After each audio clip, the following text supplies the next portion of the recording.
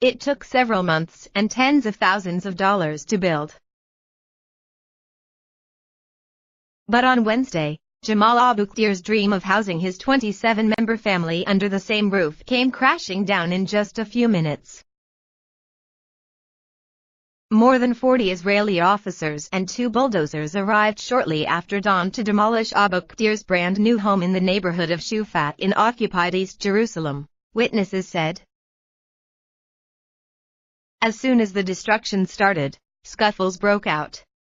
A 73-year-old cousin of Abu Khdeer said he tried to intervene to break up the clashes, but ended up being assaulted by Israeli forces. When the Israeli occupation forces were demolishing the home, the boys and men of the family started shouting at them. Ishaq Saeed Abu Khdeer, the 73-year-old, told Al Jazeera. The Israeli forces started beating them and it turned into a physical fight. I went to break them up so that the boys don't get hurt, he added. As soon as I turned my back, one of the soldiers, with all his force, pushed me to the ground on one of the bushes. I couldn't get up and I'm still in pain. Ishaq said that Israeli forces also beat and arrested 2 other family members. The 2 were later released, he said. The family said they received no prior warning about the demolition, which occurred due to the fact that the house had been built without a permit. Under Israeli law, Palestinians in occupied East Jerusalem are required to have a building permit from the government to erect new homes. But Israel has consistently rejected the majority of permit requests. According to a report on the Israeli daily Haaretz, between 2010 and 2015, of the 11,603 building permits issued, only 878 were allocated for Palestinian neighborhoods.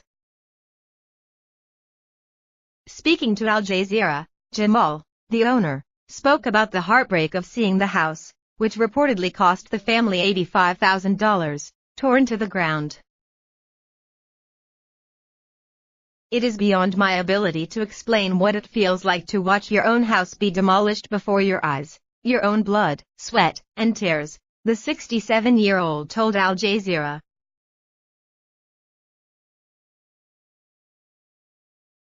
He said the building they live in now is not big enough to accommodate his family. I wanted to divide the house from inside so that all 27 of us could live together spaciously under one roof. The Israeli police denied having any knowledge of the incident. I'm not familiar with any home demolition in Shufat, Mickey Rosenfeld, police spokesman, told Al Jazeera. I'm not familiar with any disturbances or riots that happened there. Al Jazeera also contacted the Jerusalem municipality, but could not receive a response in time for publication. Jamal's home was one of 2 houses demolished on Wednesday. According to local journalists, Israeli forces also demolished the home of Sharif Mohsen in the Palestinian neighborhood of Al-Isadiya. Although East Jerusalem is a part of the occupied Palestinian territories under international law, Israel annexed the area in 1967 and extended Israeli civil law there. The Palestinians who live there, however, do not have Israeli citizenship. Using the pretext of building illegally, Israel demolishes houses on a regular basis to restrict Palestinian expansion. Only 13% of the total land area of East Jerusalem is allocated for the construction of Palestinian homes, while the rest is under Israeli state and settler control. Some 200,000 Israeli Jews live in occupied East Jerusalem, on land that falls outside the internationally recognized borders of their state. In 2014, Israeli settlers abducted a member of the Abu Khdeer family, 17-year-old Mohammed, from a storefront in Shufat, and burned him alive in a Jerusalem forest.